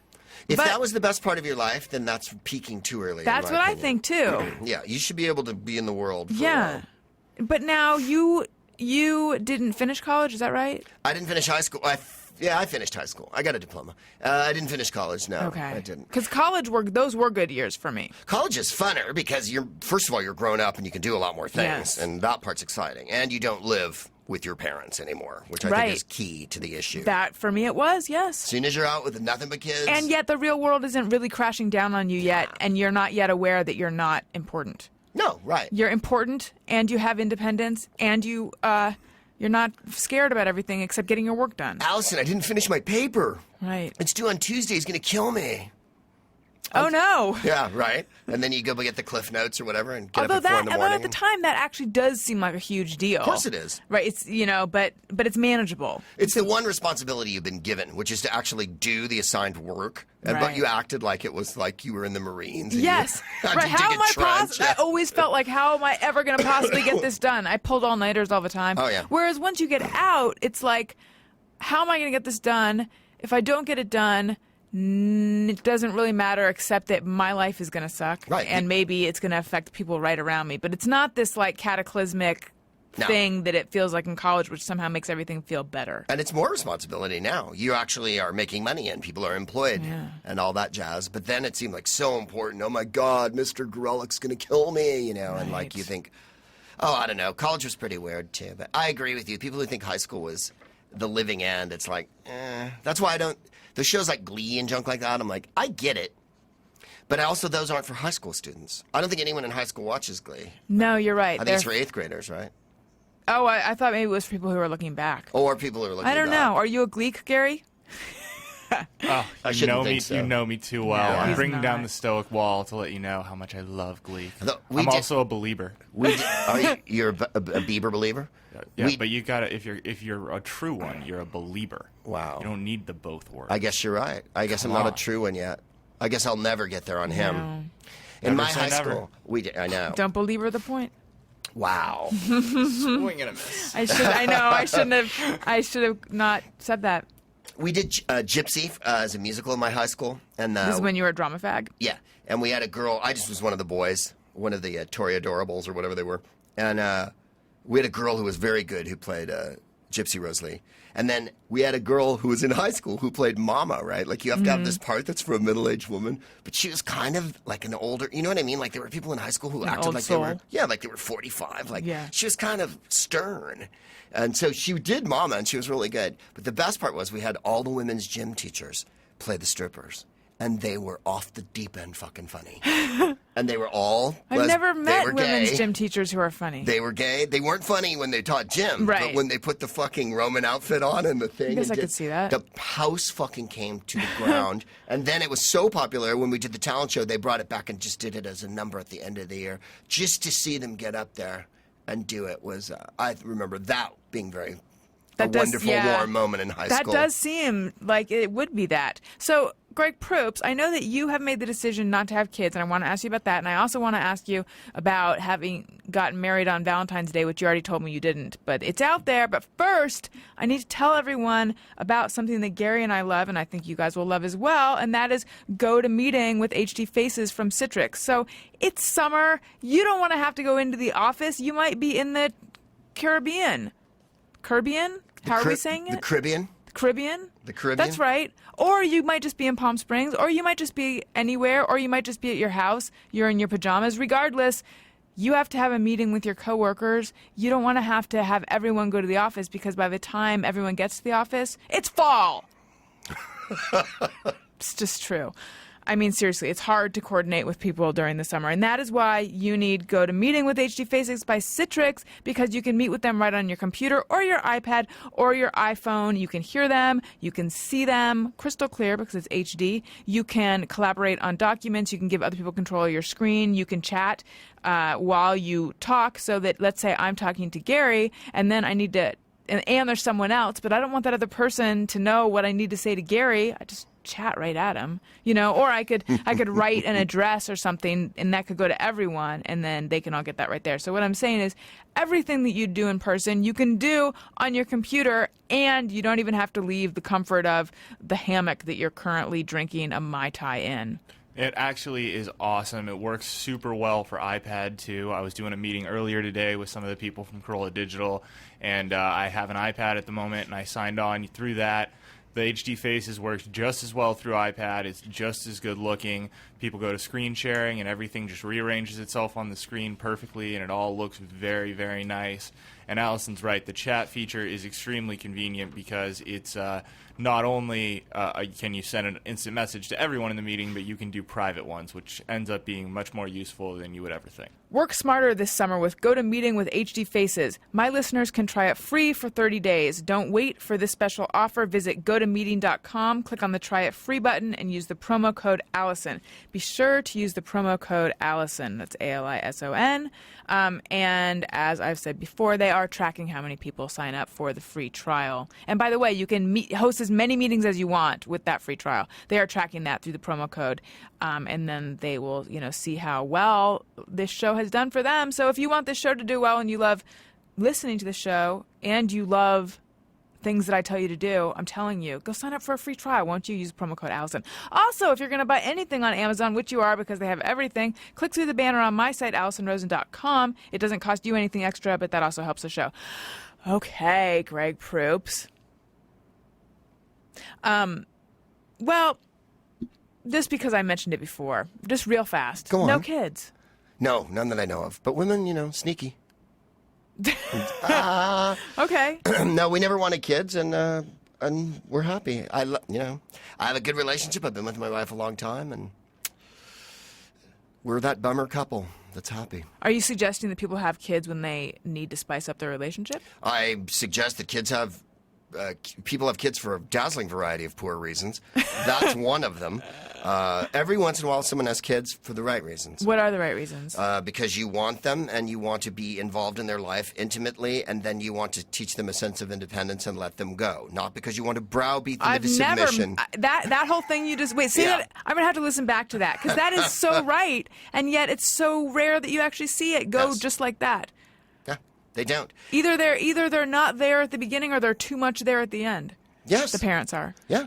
Or they lay a bunch of trips on you, or they make you feel guilty, or whatever their parents did to them gets put on you, and then somehow you have to live through that. Or like you say, they're not there at all. Like we live in Hollywood. How many parents are just gone? Right. Or the nanny raises them. Or you'll be on a plane and you'll see the nanny's got the baby and the couple's up here. And sometimes the nanny's in economy with the kid. And or in the overhead cabin. Right. I mean, you just go, I don't begrudge anyone farming out their children because raising them is very difficult. But I think sometimes people farm out every element of raising their children. Like, as my friend said to me once about Elizabeth Taylor, she turned around and went, "Oh, darling, you're in high school. How marvelous for you." Wait, were a number of trips laid on you? They were certainly laid on me. I mean, I love my parents, but yeah, holy exactly. moly. I think everybody's sentence starts with "I love my parents," but yeah. Except hilariously in Orange County, I remember I was playing in Irvine a couple years ago, and I was doing this one joke where I go, they asked me to do a Christmas story, and I go, Christmas. Fuck you, you put cinnamon on it. Shut up. Christmas. And the crowd there, the Orange County crowd would not have it that there was such a thing as dysfunction. Right. And then I quoted a poet named Philip Larkin who said, well, they don't fuck you up, your mom and dad. They don't mean to, but they do. And when I said it to them, I go, like the poet said, they fuck you up, your mom and dad. They don't mean to, but they do. Silence. Then did they call you a drama fag? Exactly. It was like, yeah. I grew up in Orange County. Right, but that's why I'm saying it to you. Yeah, exactly. They don't have it. They don't do angst. And they don't do anything. Well, Gary grew up in Orange County as well. There's not a lot of sign. If it's a sign of weakness or or being analytical or introspective or any of that, it's just kind of off the table. Right. You can have fun. You can be good looking. You can work out and improve yourself physically all you like. You can be groomed beyond every measure of device that man has made to groom you. But thinking of something critically, like maybe when the president says this, it could mean this, or the repercussions of what the government might do aren't what the news tells you. Those things aren't not at the front in Orange County for me. Right. And admitting that your childhood is a fucking deeply disturbing, windy fucking forest to go through. It is not a smooth sailing boat where you end up, you're just, hey, everybody, look at me, I succeeded. No, there's like so many pitfalls and so much travail. Yeah. And I'm not singling myself out. I'm saying everyone. And that's why I don't buy it when an entire crowd of 300 people shuts me down when I say Christmas is traumatic. It's like a shared delusion. It is a weird. shared delusion. So I wouldn't say they were hard on me, harder than anyone else's parents. They had their own faults and they had their own gig and, And yet they want to laugh. No, I'm talking about that audience. Oh, no, the audience is wildly intelligent. They get a lot of jokes. I think they're majorly white collar, one of the most white collar crowds you'll play to. There are very few physical laborers in the audience in Orange County. Almost everyone's been to at least high school, if not a degree, which is what makes not being analytical even more amusing to me. That they'll still resist. Yeah. I got a great-looking wife with blonde hair. I'm 45. I got a giant fucking car in the lot. I got enough money to do what I want. I probably got a crib in Hawaii, too. I get to go to Hawaii 2-3 times. That's the only place, too, where... Right, it's my second wife and her third nose. Exactly. I do Hawaii jokes. I have a bunch of jokes about Hawaii. Now, when you do Hawaii jokes in Chicago, 5 people have been. When you do Hawaii jokes in New York, 2 people have been. When you do Hawaii jokes in Orange County, every single person in that room has spent a great deal of their upbringing on vacation in Hawaii. Of course. Which island? Exactly. That's what they say. Kauai, Maui, right. It's which island. And if it's Oahu, then like, oh, really? You know what I mean? Yeah. Like, your parents might have a condo on Kauai. Or even Lanai if it's getting crazy. You know what I mean? Like, nobody spent their time in Honolulu. That's for tourists, not for people from Orange County. Yep. I miss that place. So all my Hawaii jokes always kill there, which I always love because I don't have to ask. I'll go, they don't call it methamphetamine in Hawaii, and before you can finish, everyone's going, ice. Wow. Yeah, it's tough if you're someone who's sensitive and feels things or thinks about things. They don't embrace that. That's what I wonder about that, you growing up there. You're sensitive and you embrace things. You have feelings.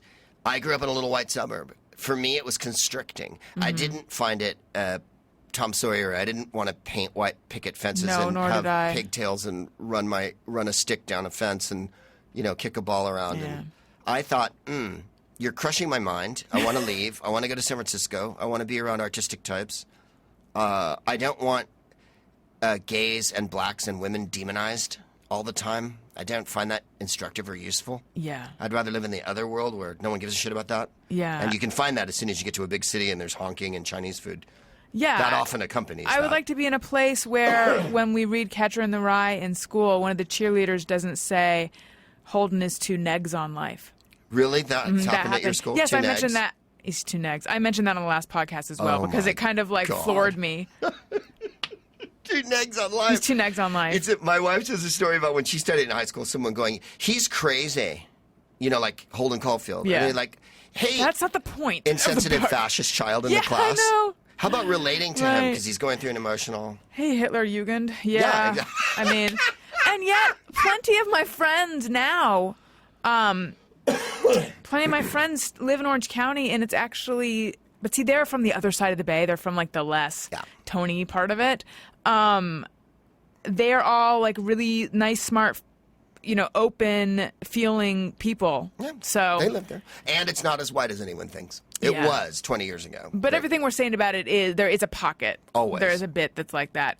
So I think... People want to go to Dave & Buster's and just have a good time, right? What's wrong with just having a good time? Nothing.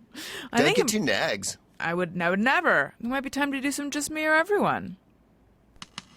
Sometimes I ponder on something I have thought or done. Is it just me or everyone? All right. Bubba Joe Whoopass says, whenever I dice onions or tomatoes or cut my kids' sandwiches in half, I always use the largest butcher knife we have. And I like this one because I have a nice chef's knife that's by that brand that makes really Westhoff or something. It's a really nice in the knife. block? It's not in a block. It's just in a drawer.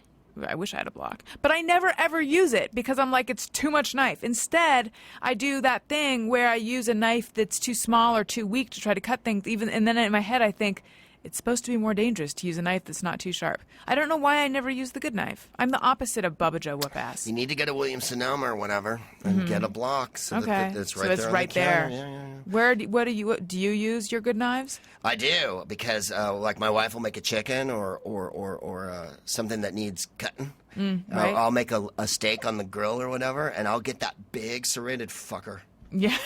Even though That one I'm looks drunk fun. and high, and I'll get Yeah. up there and fucking shoot, be careful, goddammit, and I'll shut up, and then it's okay. You know what always strikes me as dangerous? The electric turkey cutting. Because that's What if you cut through the cord? It's a very. Oh yeah, I didn't even think about that. It's a very small chainsaw, is what it looks like to me. Terrible. I remember those. And the noise they make, the weary noise. Yeah, and you can't hold them still. They just bounce up and down. Oh, no, my aunt would take it out, and I'd be terrified. And then Yeah. it also doesn't cut straight. It cuts right into the turkey, and then you Right. get these weird divotty slices. Yeah. No. No. Okay. Let's see.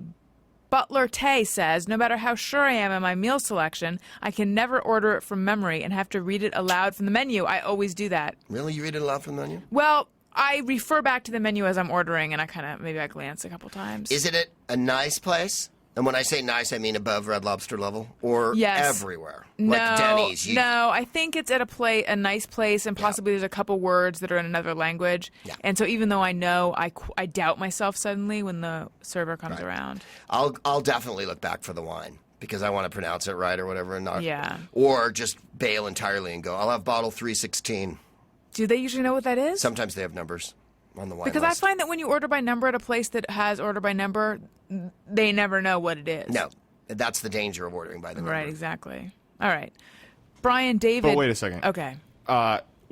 In that case, and I don't order wine very much, but my parents do. So when I'm out with them, this will happen from time to time, where my dad will order from the number, and then the waiter doesn't know. Wouldn't the proper thing to be to take the list away and then look up what 218 Correct. is? But the fucker always is like, "I'm sorry, I don't know what that is, sir." And like expects my dad to open it back up and be Yeah. like, "Oh, it's the Cambridge Yeah. whatever." Cross-reference Whatever. yourself, Do Dick. your fucking job, Yeah, asshole. go into the cellar. There's a manager there. Go show the manager the list and go, he wants 315 or whatever. Yeah, exactly. I mean, I just handed you back a piece of paper that has 315 and a name next to it. Right. You can't. You're the wait person. That includes waiting on me, not making me go back and pronounce the wine. That happened recently, and after the guy walked away, I said, "God, he should have just done that himself." And my mom basically reacted like I was a monster. She's like, why are you being such an asshole? I'm Oh, like, really? I'm not Oh, being an your asshole. mom and I should but- go to lunch together and never get good service, because I am also the person who always takes the server's side in something like this. Right. Yeah. Because my dad, not anymore because he's mellowed out, but he used to be the kind of person who would had no problem being an asshole to. Oh, I hate that. I hate that too. Yeah, It's I so hate that uncomfortable. too. So I grew up always identifying with them. Is that a deal breaker on a date? You date, guys? Yeah. You're I do. single?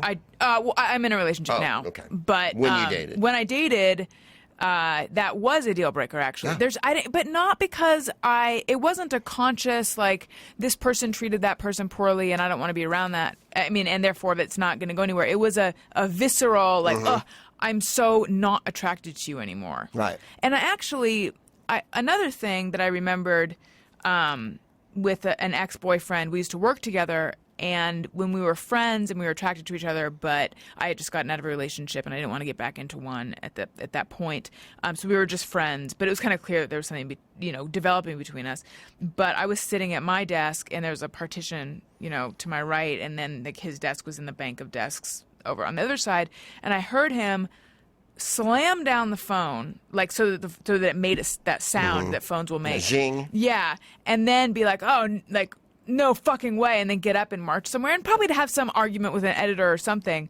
But I remember that it struck me so much that I mentioned it to my therapist at the time, and then later when I was talking about something involving the relationship, the relationship was not going well at that point, and I remember she brought it up. She's like, "I always think back to that." I'm like, "I always think back to that." My point being, in early dating, being an asshole to someone or just exploding at something is super unattractive to me. It's unattractive well into the relationship as well. Yeah. Yeah. Controlling your emotions is a very important part of being a grown-up. Yes, especially if the emotion is anger.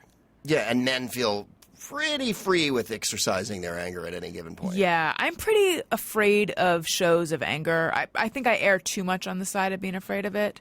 I don't know what the appropriate tolerance for it is. Well, yeah, it's toughy. And men, and I do it too. I'm terrible about it sometimes. And my wife will just go, "That's completely fucking unacceptable, that you're acting that way. Do you really think that's fun for anyone?"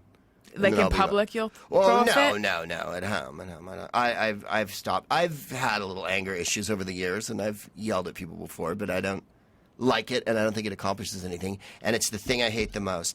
I dislike being yelled at more than anything else. It makes Me me too. So I won't do it with other, people, because I feel like it gets the worst reaction you could possibly. As opposed to enforcing discipline, to me it just creates a fucking rebel core. Everyone's just Yeah. waiting for the moment you fall over and your larynx is punctured because you yell at them all the time. Yeah. I worked with people in show business that yelled, and I just tolerated it. And everyone thought, "Well, why didn't you yell back at them?" And I thought, because then it creates a yelling match every week. And I finally dealt with it, and then they stopped yelling. But it was like So what happens when someone yells at you, though? What's your reaction to that? a fury. Yeah. And and it's happened to me a couple times, see red, where they say you see red. You actually do? Yeah, just full on, all I can see is red. Like A red tint over everything? Yeah, Or like a giant red wash, and Wow. your blood is just pounding through my ears. And I think, that is actually why you see it, right? Because the blood it's is, just yeah. going grrr, like that. And then I have to go calm down. I mean, occasionally I'll do a gig and everything won't be what it's supposed to be. It happened to me last year. I was at a gig in Austin, Texas, and it wasn't what I thought it was going to be. And I had to go outside and calm my shit down. That's And- good you did, though. Well, it was either that or unload on these fucking, 20-somethings who were Yeah. just trying to do this thing, and they were just shitty at it. And I almost got to the point where if I start to raise the voice and you cocksucker comes out of my mouth, then that's bad, right? I think Who so. would do anything for you after that? Right. Well, you'd be surprised how many people get a lot by being jerks, but I just think it's ultimate. But it's only because it's under duress that you're getting stuff at that point, Yeah, they'll do it just to shut you up. I Yeah. don't know. Yeah. It's a bummer. Yeah, I have a reaction of like, you cannot talk to me that way inside. I Mm-hmm. think that like it's a very quick reaction, and then I just kind of shut down. My dad was yelly. and Yeah, I same. I didn't dig it. It No. didn't work with me. It didn't work, and I thought he created more aggression with it all the time. And I always wonder. I was always surprised that my mom let him yell at her the way he did, because I have zero. It's like I will Yeah. be out of a relationship Right. so fast it'll make your head spin. Right, Especially right. you if we were in a relationship, because I can't. I can't have someone yell at me. No. Freaks me the No, fuck it's out. horrible. So. Horrible. All right. Mr. Buttermaker says, when buying a greeting card, I always choose a different envelope. I don't do that, but this has opened up a world of now trading envelopes. You mean a different? That's what I wondered. The one A that different- doesn't go to the card, or it has to fit. I mean, I assume that's what he means. I feel like that's Like he picks a red when it's a white. yeah. I don't know. You might be messing with the card envelope order by doing that. And therefore the fabric of the universe. You saw that movie with Ashton Kutcher with the butterfly and whatnot. You can change the whole Butterfly future of effect, mankind. and his yeah. name is Mr. Butterfinger. It's getting weird. Yeah, that was freaky. I also saw Dude, Where's My Car, which had nothing to do with cards, but I enjoyed it. Ashton Kutcher was I in watched that. part of it, yeah. Okay. Let's see. This will be the last Just Me or Everyone. I plan my tweets ahead of time while I'm in the shower or driving. Oh, for goodness sakes. Oh, for goodness sakes, Do you do that? too?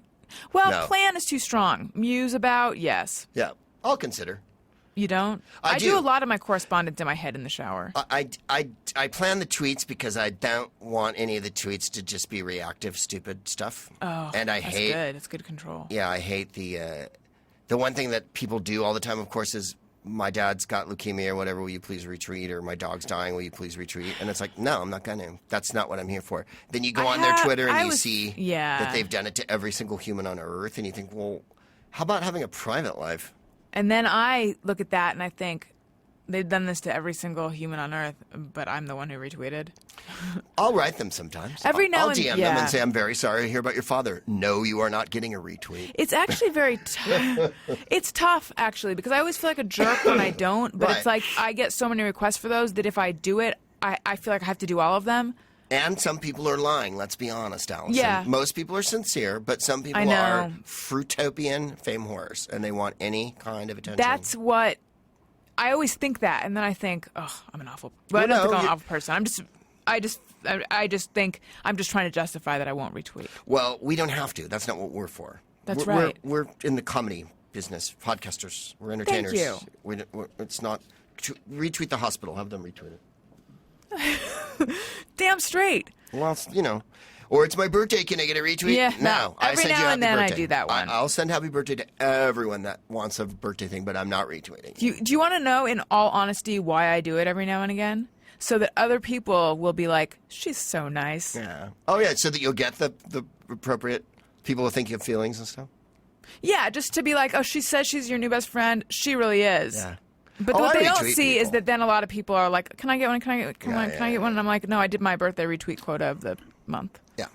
So, yeah. You can't do everything. No, but speaking of Twitter, I believe it's time for a quick segment that involves people fucking themselves. Hey, hey, go fuck yourself. So this is a segment, Greg, where I let people know that they need to fuck themselves to go fuck themselves. Hey, usually comments and things like that. But because I went on my last hate binge a couple weeks ago, which is where I read the message boards, felt bad, and then stopped. Oh, yeah. I stopped doing it. I haven't been back there.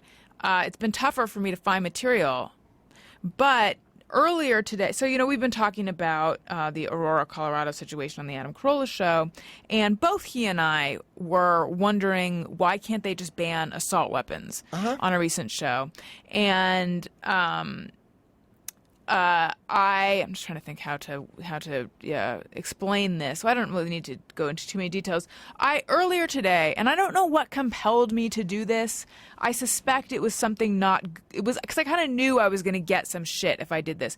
But I retweeted a Piers Morgan tweet because he was like, question why does an American need an assault weapon with 100 round blah blah blah? Answer: they don't ban them. And I actually really I like how, have you been watching Piers Morgan? I like how he's been handling this. And I think a lot of people give him a lot of shit, but I think he's a pretty good interviewer. And I'm sure that I have problems. It's not like 100% I love everything, but in general, I'm a Piers Morgan fan. And I like watching him. So I retweeted that, like I said, kind of knowing. And so, of course, I've been getting a whole bunch of shit. But even before that, I was getting some shit for what I said on the show last night, which really was nothing different than what Adam said. And from Adam fans, he's not getting the shit. So for that alone, actually, the fact that I'm getting the shit and he's not getting the shit from his fans, I would say, go fuck yourself, hey, which is also, hey, go fuck yourself. Hey, go fuck yourself. But I am also getting a lot of guns don't kill people, people kill people. Oh, no. And if you're saying that guns kill people, then that also means spoons make fat people fat and cars Really? cause drunk driving. Yeah. That convoluted logic. Right. So are you that stupid and are you missing the point that much, or are you trying to confound me with your retarded logic? Because here's the thing. I mistakenly dated a gun nut many years ago, and he had an AK-47, and he pulled it out of his gun locker to show me, and I was all of a sudden very, very scared because I'm like, I don't know you that well. I've seen Mother May I Sleep with Danger. I don't think this is going to... This is... Like when you're on a date with someone that you don't know that well and they pull out their gun in their tiny bunker, things might get scary quickly. Yeah. So I'm dancing around the room, trying to keep him between the gun and me. Yeah. And he's like, look at you. You're so scared. You won't even touch it. Because he's like, do you want to hold it? I'm like, no, not at all. He's like, you won't even touch it. It's just a tool, like a screwdriver. And I was like, screwdrivers can't accidentally kill people. Yeah. So... it's like saying cigarettes don't kill people and lead paint doesn't poison people and salmonella doesn't poison. Yes, the person is the agent involved in all of this, but guns do. I mean, they're making a semantic argument. Yeah, they are. Well, it's like saying the bullets to kill people. Yeah. It's not the guns. What is it? What did she say? Well, it's the not guns bullets, just make them go real fast? But is it the bullets or is it the gunpowder? Yeah. I mean, how far are we going to take this? Well, they don't want any responsibility for that. The Second Amendment has allowed people to have all the guns they want. There's no getting rid of all guns. We know that because there's too many bloody guns. Yeah. But when someone goes in with an automatic assault rifle kind of thing, we know that's too much. No one really needs them, even if you're a collector, blah, blah, blah, blah. And if they're going to ban smoking, and if they're going to ban giant soda pops, and if they're going to ban every other manner of civil rights in this country, and if they're going to rub my genitalia when I get on a plane and take an x-ray picture of it and irradiate me every goddamn time I go on, then they can ban fucking assault rifles too. Yes. And take it like a man and shut up and, A couple things about that. I agree a madman is... Because someone was like, he knows how to build bombs. You really think if these were banned, he wouldn't have found a way to kill people? No, he would have. Maybe. And yes, he bought even all if that stuff recently, though. He bought it recently, and he bought it legally. Yeah. And even if the guns are illegal, he's still going to find a way. People are still going to find a way. But I just don't see in any... real world scenario why someone needs to have an assault. Why make it so easy to get them? That's all I'm saying. And yes, the gun lobby is enormously powerful. After Gabrielle Giffords, you thought things would have changed? A member of Congress? No. And let's talk about the mental illness. Let's not make it all about guns, but let's also talk about guns. That's what I would say about that. Because for as much debate about the actual issues, there's this side debate about what we should be debating. Right. So I say, let's just talk about all of it. Yeah. So, people who are making this stupid spoon argument, hey, go fuck yourself! Hey, go fuck yourself. I usually feel better after that. Yeah. Do you need to tell anyone to fuck themselves? No Well, pressure. I don't have a lot of anger boiling up inside me. Normally I do. It's funny that I just did that after all my, I can't stand when people yell. I know, that was great. It's the irony. No, I don't really. I mean, the one thing that hacks me off in this town, and of course by this town I mean Lower California, is that people drive with an insane heedlessness here that I don't see anywhere else I go ever, even in New York City or London or Rome. You know that if you go to a foreign country, things are going to be crazy on the road, especially in a city. But you come to Los Angeles and people pass you on the right. People don't stop at stop signs. People pop out here. If I'm trying to pull out of my driveway to leave my home, people will speed up to keep me from pulling out of my driveway. And it's like, then they have to stop at the end of my street where everyone has to stop because there's a light. So what you've done is gone an extra 100 yards. You know what I mean? I would say to everyone who passes me on the right in their white fucking Tahoe going up Crescent Heights and endangers my fucking life, and the people who take up 2 fucking spaces at the supermarket because they're so afraid their fucking little car is gonna get scratched, I would say go fuck yourself. Hey, go fuck yourself. And one more thing. A Chevy Tahoe is not a compact. No. Hey, go fuck yourself. Glad we got all of that off our chests. Sometimes I like to give the TS more a little, chestes? a little extra. Well, Greg Proops. So I do it with P and S. Yeah, it's very fun. Alison. Yeah, thank you so much for doing my show. What a pleasure. Where can people find you? GregProops.com, Twitter at GregProops, Proopcast.com. Excuse me. That's where your podcast is? You can go to gregproops.com or proopcast.com. You know how people are. They don't like to click more than once. They get confused and stuff. It's a little much, yeah. Yeah, so it says on proopcast.com, iTunes, and RSS feed. That's where you get them. It's free, or you can just go to iTunes if you want and download The Smartest Man in the World. It's free to download. If you go to gregproops.com, you'll see all the dates I'm playing, and I'm all over. I'm back in Los Angeles, then I'm in Edinburgh for the festival there next month. I'm in San Francisco in a couple weeks' time, so I know You're all over. people everywhere. Yeah. That's right. And thank you guys so much for listening. You can follow me on Twitter at Alison Rosen. You can follow the show's Twitter feed at ARIYNBF. You can email us, ARIYNBF, that's Alison Rosen, is your best friend, at AdamCarolla.com. You can follow Gary on Twitter at GPatrickSmith. And I love you. And, come see us live August 9th at Nerdmelt with Pete Holmes and musician Michael Rosas. And I will talk to you guys next week. Bye. Hey, do you know about the Alison Rosen show? We had a good time, but now we gotta go. Thank you for choosing the Alison Rosen show. Alison Rosen is your new best friend. That's right. That's right. Those good times don't seem to end. That's right. That's right. Alison Rosen is your new best friend. Hey, do you know about the Alison Rosen show? We had a good time, but now it's time to go. Hope to see you next time for the Alison Rosen show. Yeah!